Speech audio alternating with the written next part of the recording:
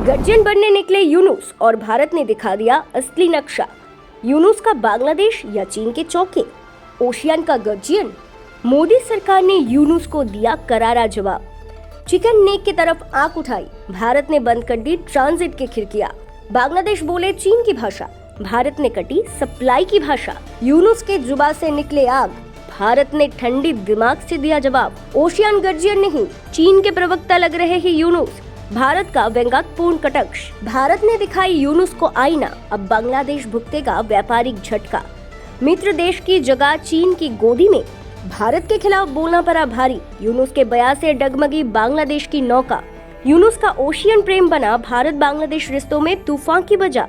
हाल ही में बांग्लादेश के अंतरिम सरकार के प्रमुख सलाहकार मोहम्मद यूनुस ने एक बयान दिया कि बांग्लादेश भारत के उत्तर पूर्वी राज्यों को लिए ओशियन का गर्जियन बन सकता है और ये क्षेत्र चीन के अर्थव्यवस्था का एक एक्सटेंशन भी हो सकता है। इस बयान ने सिर्फ भारत को ही नहीं बल्कि पूरे दक्षिण एशिया को चौंका दिया। यूनुस का ये भाषण किसी समुद्री सुरक्षा रणनीति का सुझाव नहीं बल्कि चीन के लिए खुला समर्थन जैसा प्रतीत हुआ, जिसमें भारत के क्षेत्रीय हितों को नजरअंदाज किया गया। यूनुस शायद भूल गए कि वे किससे बात कर रहे हैं।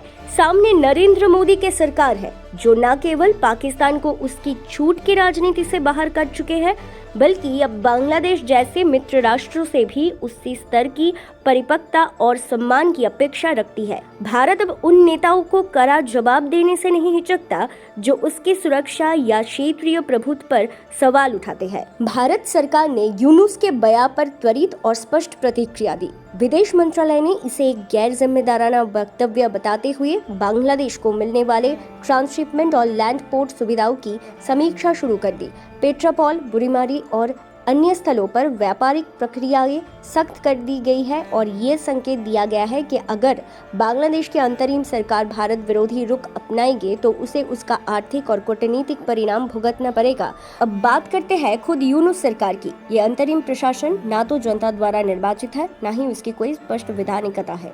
अगस्त 2024 से बांग्लादेश में जिस प्रकार शेख हसीना की सरकार को हटाकर यूनुस के देखरेख में सत्ता चली जा रही है, वह लोकतंत्र के मुखौटे में एक किस्म के अस्थायी अधिनायकशाही के परिचयक बन चुकी है।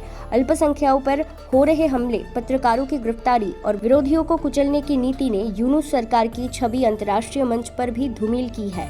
BIMSTEC सम्मेलन में जब प्रधानमंत्री नरेंद्र मोदी ने अप्रत्यक्ष रूप से यूनुस के बयान को क्षेत्रीय माहौल को बिगड़ने वाले बयानबाजी कहा तो वे केवल एक कूटनीतिक बयान नहीं था, वह एक स्पष्ट चेतावनी थी कि भारत अपनी हितों की रक्षा करने में पूरी तरह सक्षम है और वे किसी भी पड़ोसी देश को खुले तौर पर चीन समर्थक रुख अपनाकर भारत को नीचा दिखाने की छूट नहीं देगा।